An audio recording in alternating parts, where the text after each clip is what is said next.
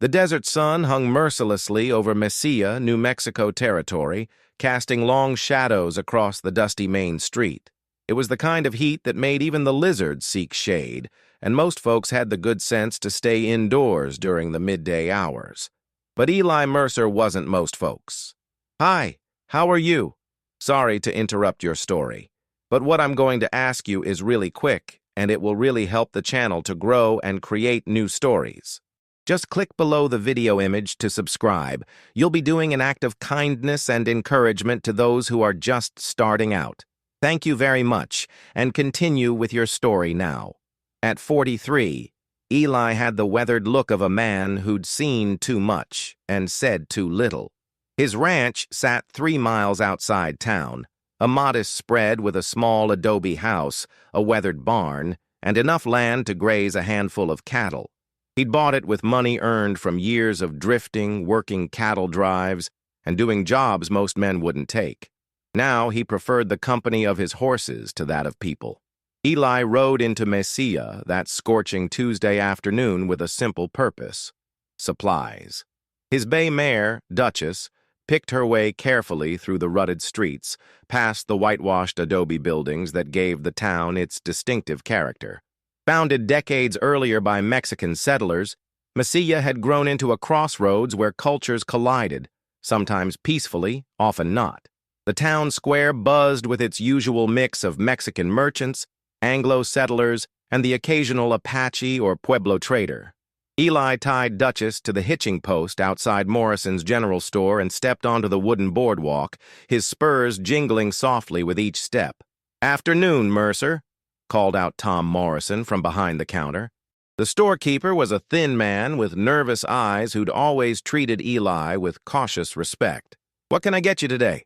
"Coffee, beans, salt pork," Eli replied, his voice gravelly from disuse. "And some of that hard candy if you got it."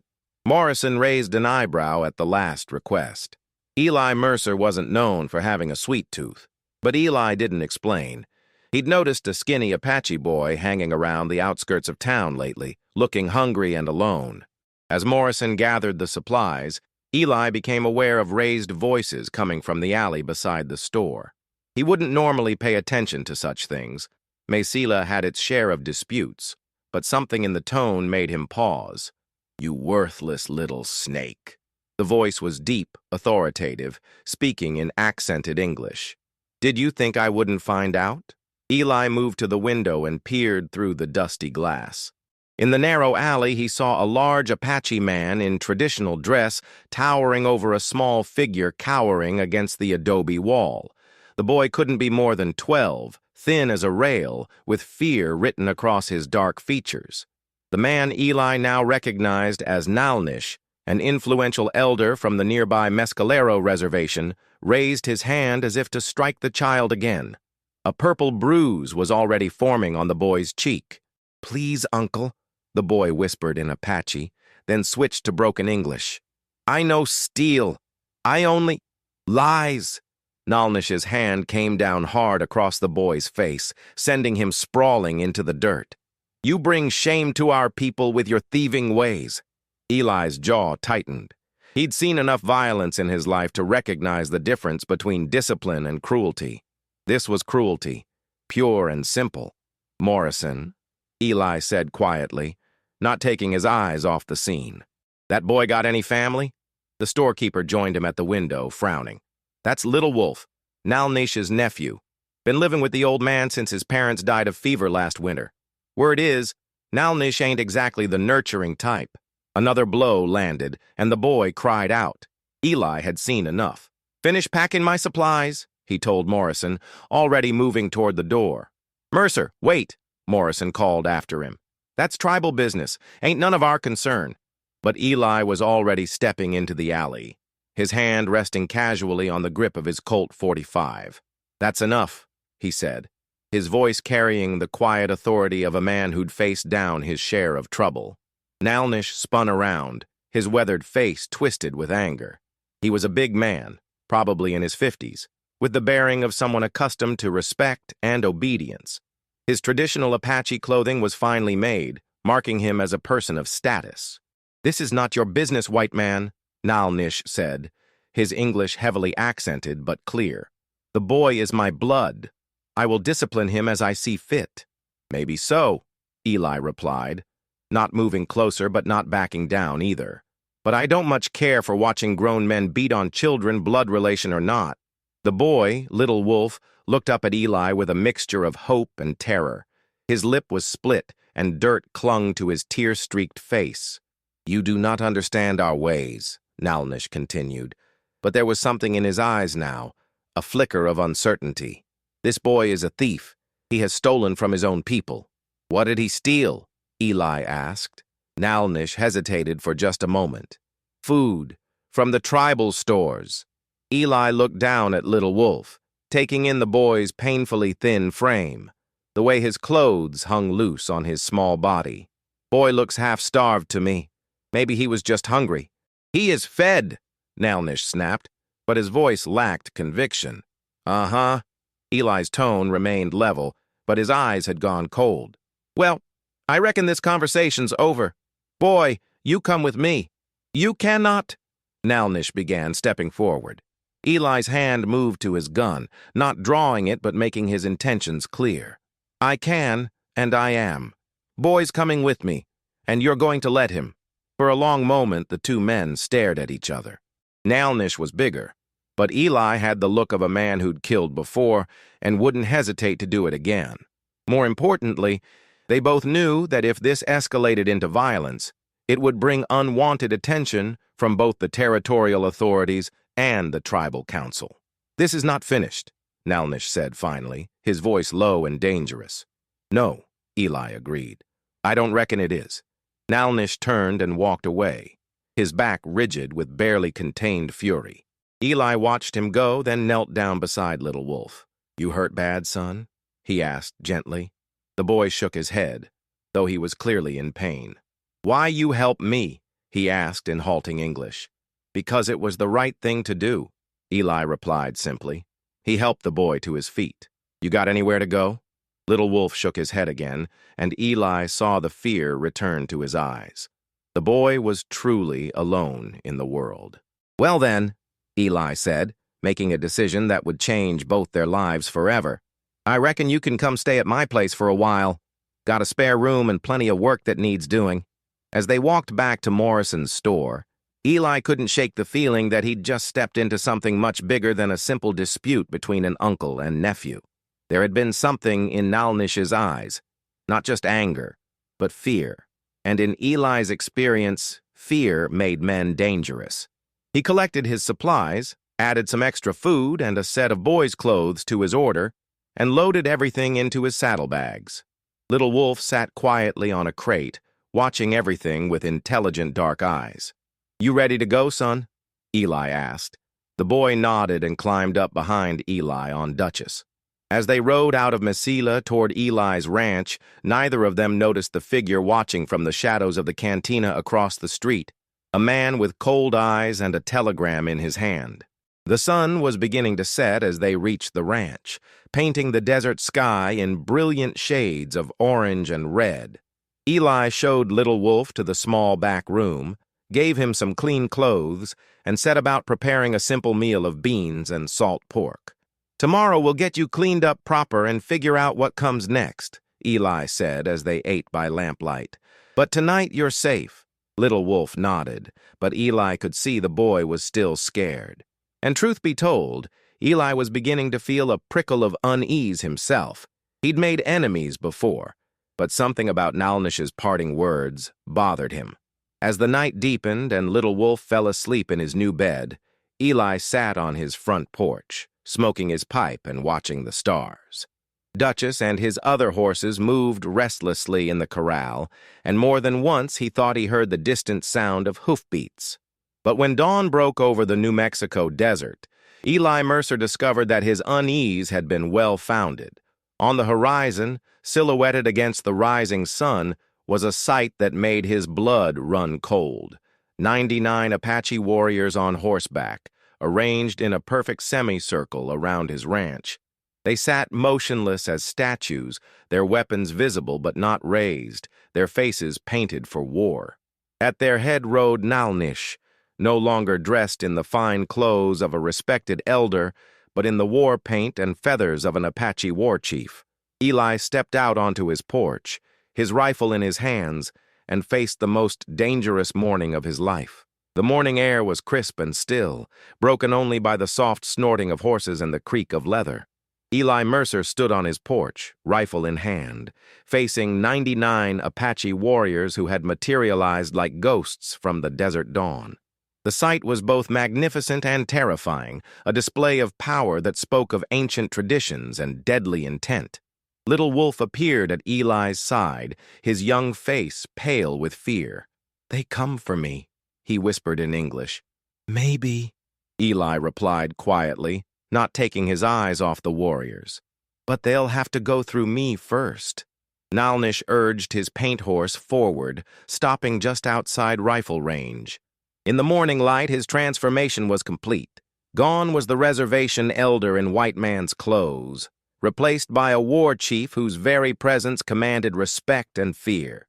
Eagle feathers adorned his black hair, and red and white paint marked his weathered face in the traditional patterns of his people. "Eli Mercer," Nalnish's voice carried across the desert air. "You have taken what belongs to me. Return the boy, and we will leave in peace." Eli stepped forward to the edge of his porch. "The boy stays with me, Nalnish. He's under my protection now."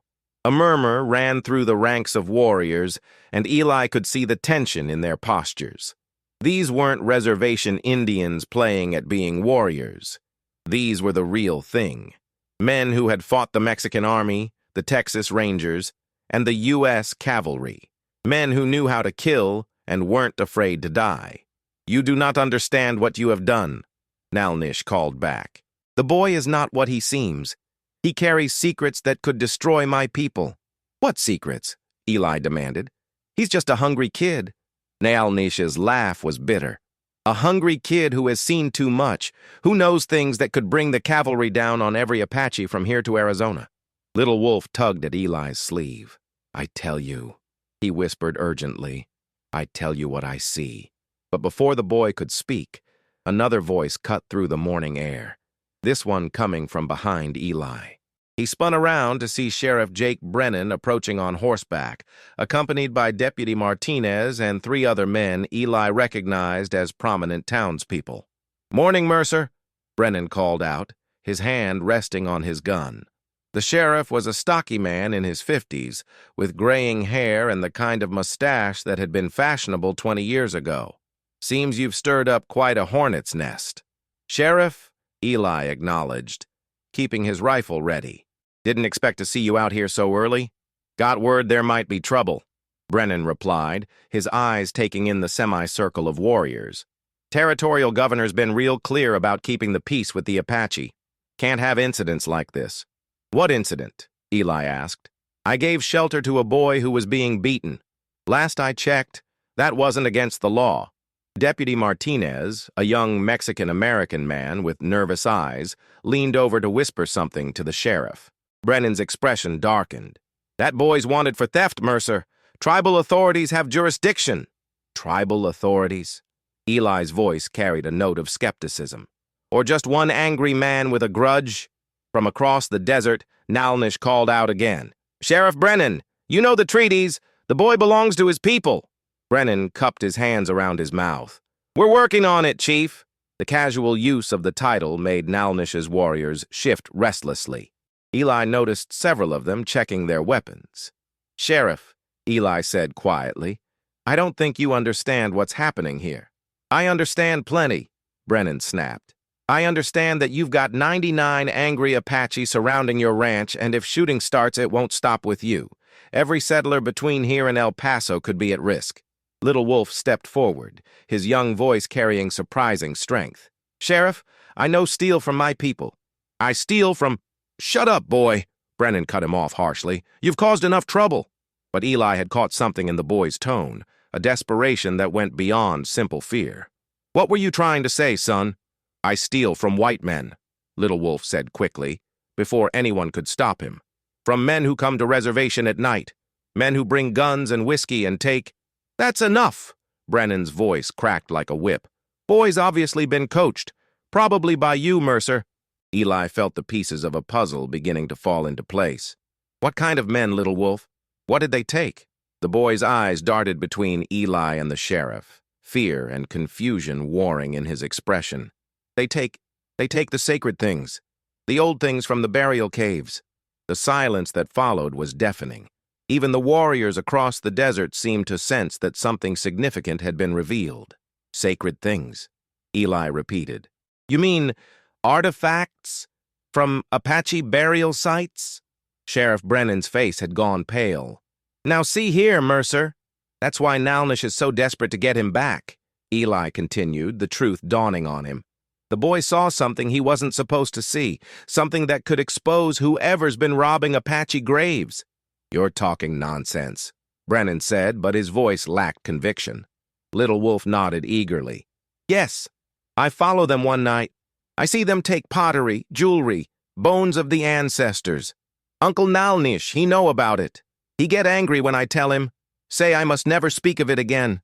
And when you wouldn't stay quiet, Eli said, looking toward the warriors, he decided to silence you permanently. Nalnish's voice boomed across the desert. The boy lies. He is a thief and a troublemaker. But Eli was beginning to understand the real situation. No, I don't think he's lying. I think he stumbled onto something big and now everyone involved is scrambling to cover it up.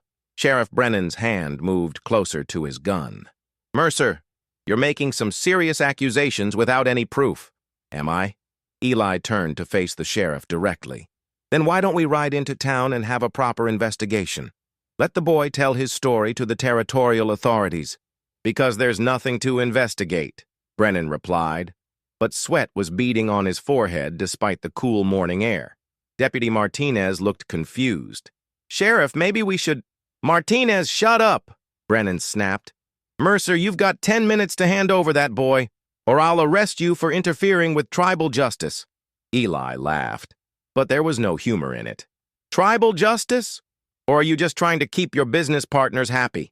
The accusation hung in the air like smoke from a gunshot.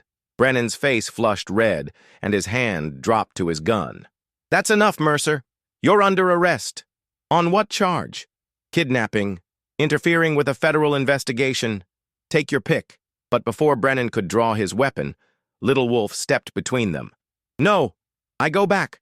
I go back to Uncle Nalnish. Son, no, Eli said urgently. You know what'll happen if you go back. I know, the boy replied, his young voice steady despite his fear. But I also know what happens if fighting starts. Many people die. Maybe you die. He looked up at Eli with eyes far too old for his young face. You saved me once. Now I save you. Eli felt his heart break a little. The boy was willing to sacrifice himself to prevent a massacre. There's got to be another way, Eli said. There is, came a new voice from behind them. Everyone turned to see a woman approaching on horseback, a striking Apache woman in her 30s, dressed in a mixture of traditional and modern clothing. She rode with the confidence of someone accustomed to command. Maria Delgado, Sheriff Brennan said, his voice tight with surprise. What are you doing here? Maria Delgado was well known in the territory, an Apache woman who had been educated in the East and now served as an unofficial liaison between her people and the territorial government. She was also, Eli recalled, Nalnish's daughter. I am here because my father sent word that his nephew was in danger, she said, dismounting gracefully. But I think the real danger comes from a different source entirely. She walked directly to Little Wolf and knelt beside him, speaking rapidly in Apache. The boy's eyes widened, and he nodded several times. What's he telling you? Eli asked. Maria stood and faced the group. He's telling me about the men who have been systematically looting Apache burial sites for the past 6 months. Men who have been selling sacred artifacts to collectors back east. Men who have been paying certain officials to look the other way. Sheriff Brennan's face had gone from red to white.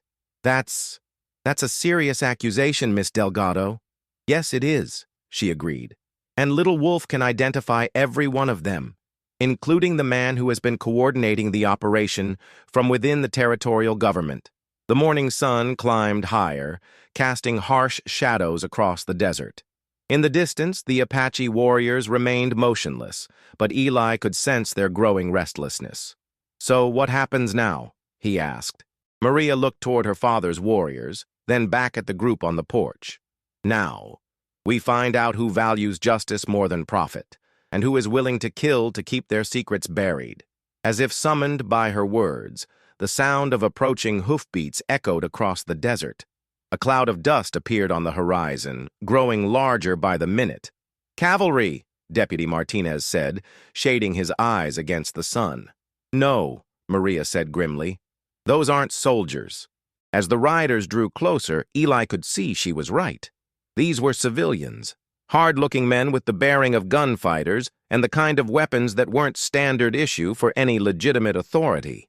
"Looks like someone decided to end this conversation permanently," Eli said, checking his rifle. The trap was closing, and Eli Mercer found himself caught between Apache warriors seeking justice, corrupt officials protecting their secrets, and hired guns with orders to silence anyone who knew too much. The real fight was about to begin. The approaching riders numbered at least 20, their dust cloud growing larger against the morning sky.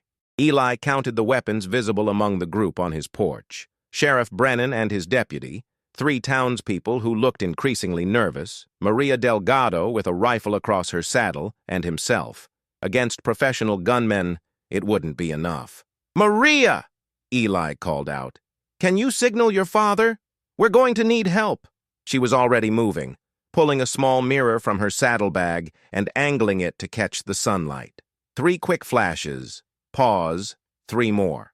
Across the desert, one of the Apache warriors responded with his own mirror signal. "They understand," she said. "But my father won't move his warriors closer unless he's certain of your intentions." "My intentions?" Eli asked.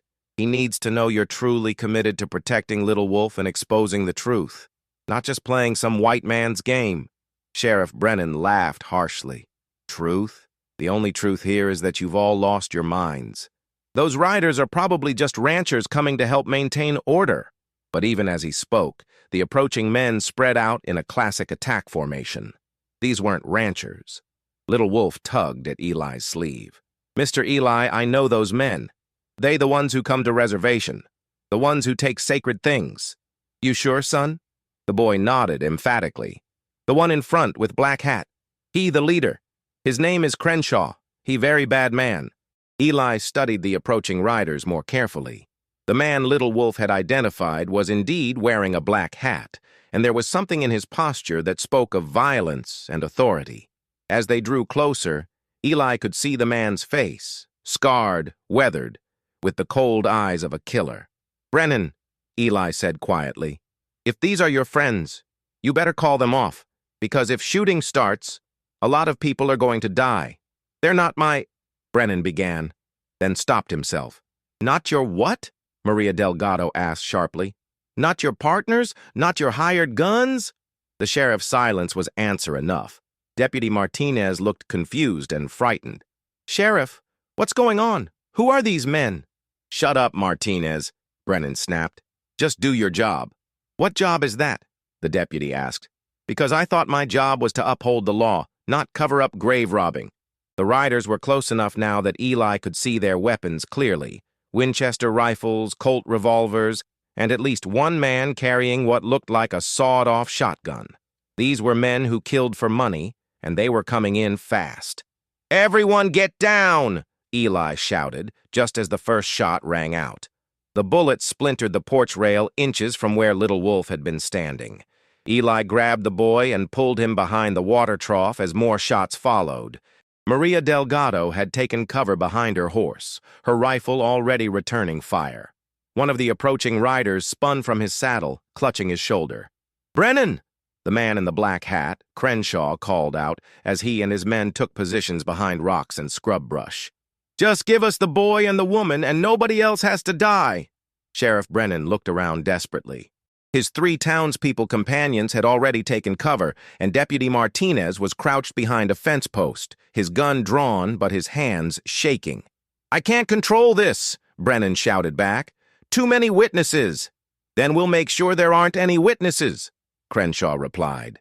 The gunfight erupted in earnest. Eli's rifle barked repeatedly as he tried to keep the attackers pinned down. Maria proved to be an excellent shot, methodically picking off targets with deadly precision. But they were outnumbered, and the hired guns were professionals. Then, like thunder rolling across the desert, came the sound of Apache war cries. Nyalnish's warriors had moved, flowing across the landscape like water, surrounding Crenshaw's men in a matter of minutes. The hired guns suddenly found themselves caught between Eli's group and 99 Apache warriors. "Hold your fire!" Crenshaw shouted to his men, but it was too late. Several of them, panicked by the sight of painted warriors, continued shooting. The Apache response was swift and deadly. Arrows whistled through the air with lethal accuracy, and several of the hired guns fell before they could reload. "Enough!" Nalnish's voice boomed across the battlefield.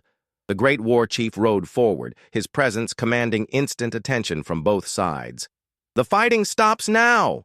Gradually, the gunfire died away. Crenshaw and his surviving men, now reduced to about half their original number, found themselves surrounded and outgunned. "Sheriff Brennan!" Nalnish called out, his voice carrying the authority of generations of Apache leaders. "Come forward! It is time for truth." Brennan looked around desperately, but there was nowhere to run. Slowly, he emerged from cover, his hands raised. "Chief, this is all a misunderstanding," he began. "No misunderstanding," Nalnish replied.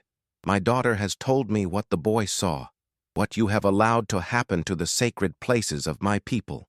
Maria Delgado stood up, her rifle still ready. "Father, Sheriff Brennan has been taking money to allow these men to loot our burial sites.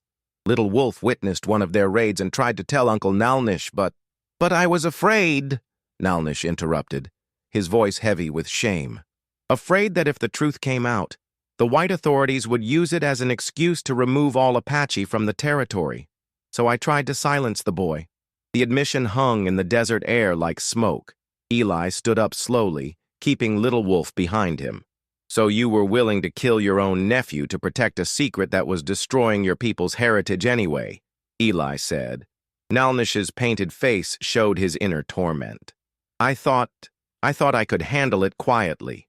Make the grave robbing stop without involving the territorial government." But the boy would not stay silent. "Because he was right to speak up," Maria said firmly. "Father, your fear made you as guilty as these thieves." Crenshaw, still surrounded by Apache warriors, decided to make his own play. "This is all very touching," he called out. "But you people are forgetting something important. We have friends in very high places, friends who won't appreciate their business being disrupted." "What friends?" Eli asked. Crenshaw smiled coldly. "Why don't you ask the good sheriff? Or better yet, ask the territorial governor who's been getting 20% of every sale." The revelation hit like a thunderbolt.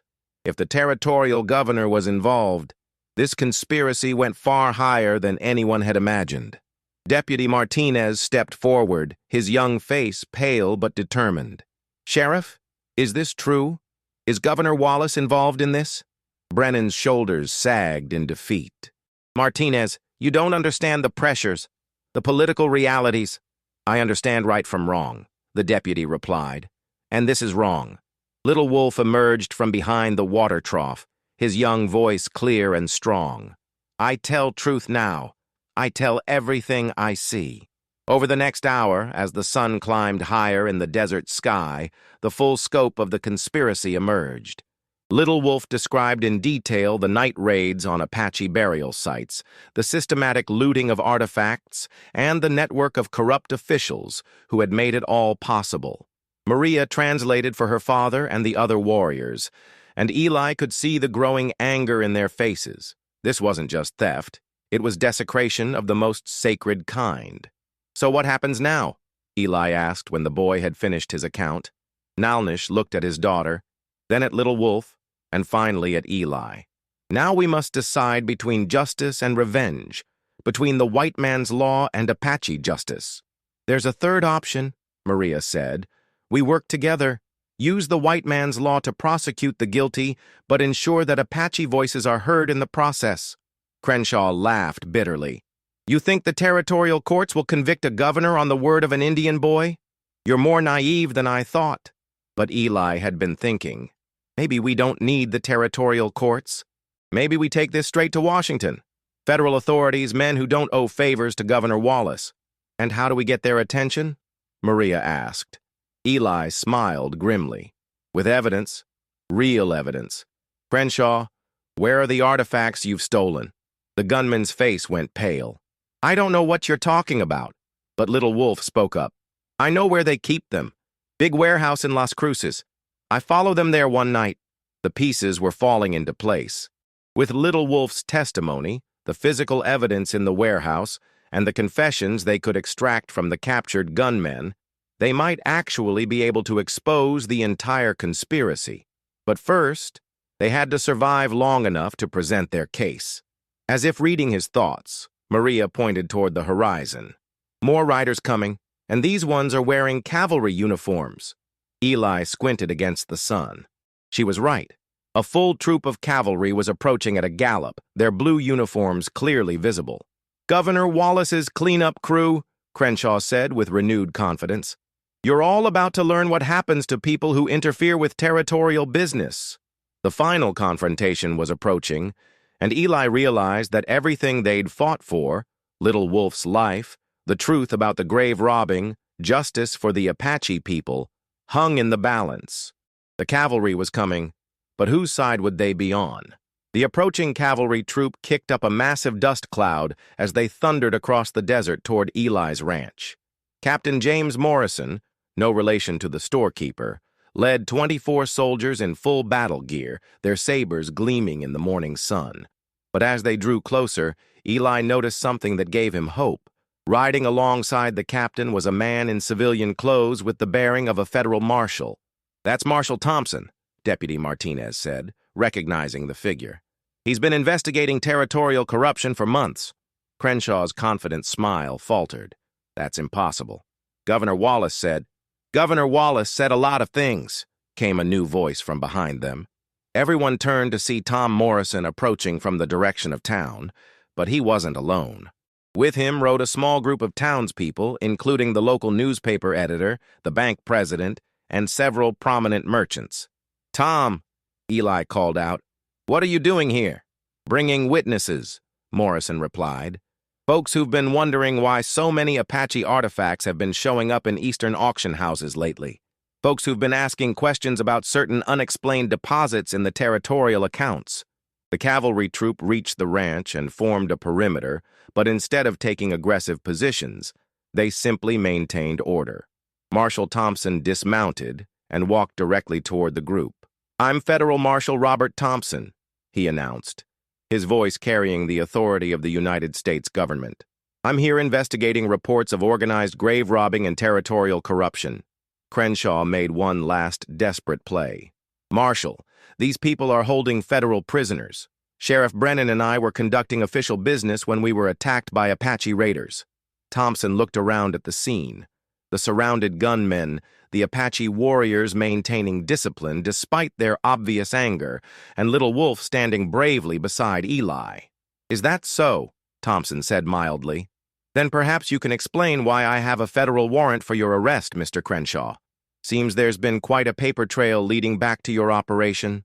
The gunman's face went white. That's impossible. Actually, it's not, Maria Delgado said, stepping forward.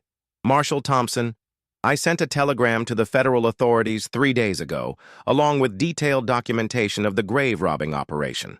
Thompson nodded.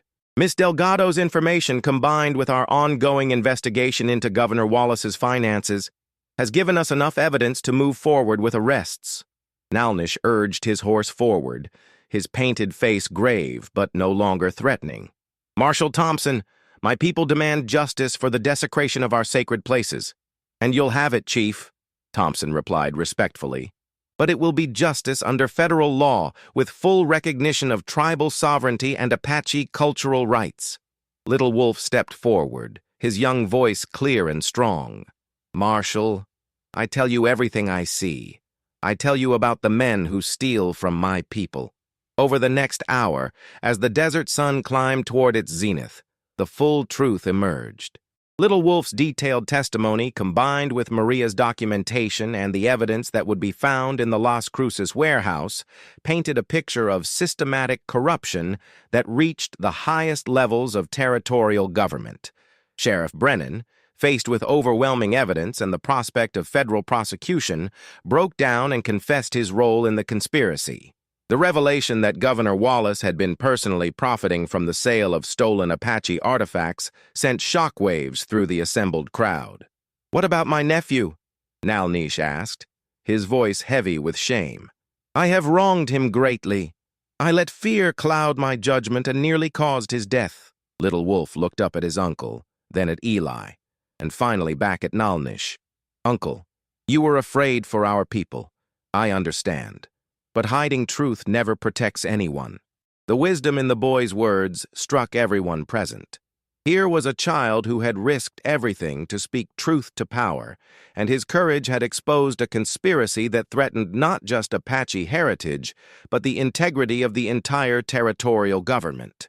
"Son," Eli said, kneeling beside Little Wolf, "you've been braver than any grown man I know. But what happens now? Where will you go?" Before Little Wolf could answer, Maria Delgado spoke up. "If he's willing, I would like him to come live with me in Santa Fe. I work with the territorial government on Apache affairs, and I could use an assistant who understands both worlds." Little Wolf's eyes lit up. "I could help my people? Help make sure this never happens again?" "That's exactly what you could do," Maria confirmed. Nalnish dismounted and walked slowly toward his nephew. The great war chief knelt before the boy, his painted face showing deep remorse.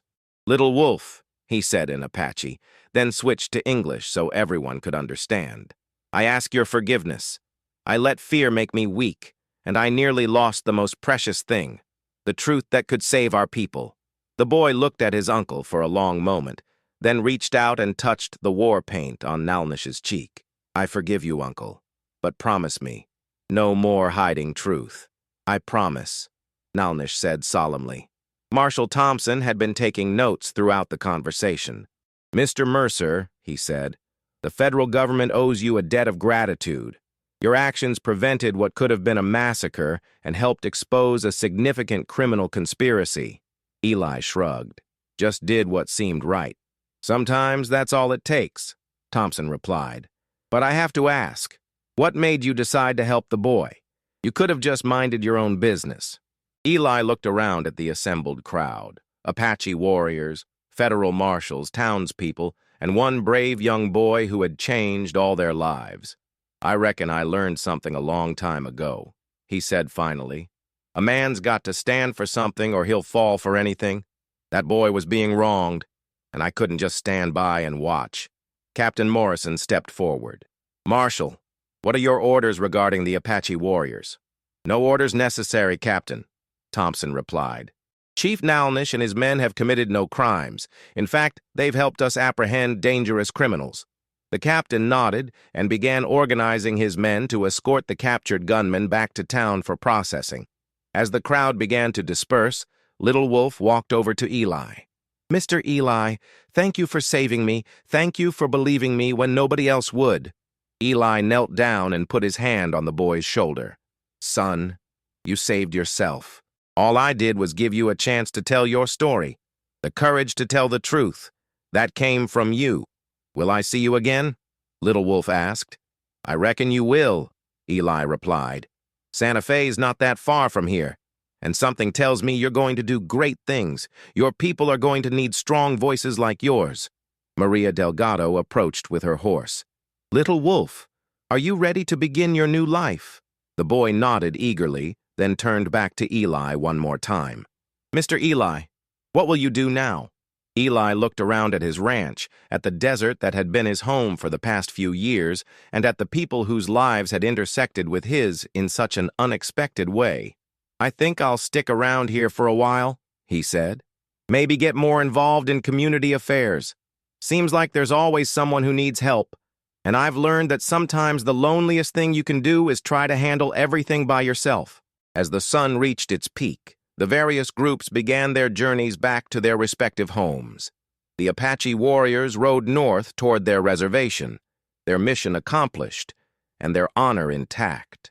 Marshal Thompson and the cavalry headed south toward Las Cruces to secure the warehouse full of stolen artifacts. The townspeople returned to Mesilla with the biggest story the territory had seen in years, and Maria Delgado rode east toward Santa Fe with Little Wolf, beginning a new chapter in both their lives. Eli Mercer stood on his porch, watching them all go. For the first time in years, he didn't feel like the loneliest man in New Mexico. He had learned that sometimes the most important thing a person could do was simply stand up for what was right, regardless of the consequences. The desert wind picked up, carrying with it the promise of change. Governor Wallace would be removed from office and prosecuted. The Apache burial sites would be protected under federal law, and a young boy who had risked everything to tell the truth would grow up to become a bridge between two worlds. As for Eli Mercer, the man they called the loner cowboy, he had discovered that true courage wasn't about facing down 99 warriors or standing up to corrupt officials. True courage was about opening your heart to someone who needed help, even when it meant risking everything you had. The sun began its descent toward the western horizon, painting the desert sky in brilliant shades of gold and crimson. Eli Mercer smiled, picked up his hat, and walked back into his house. Tomorrow would bring new challenges, but for the first time in years he wouldn't be facing them alone. The truth had set them all free. Hello, how are you? Did you enjoy the story?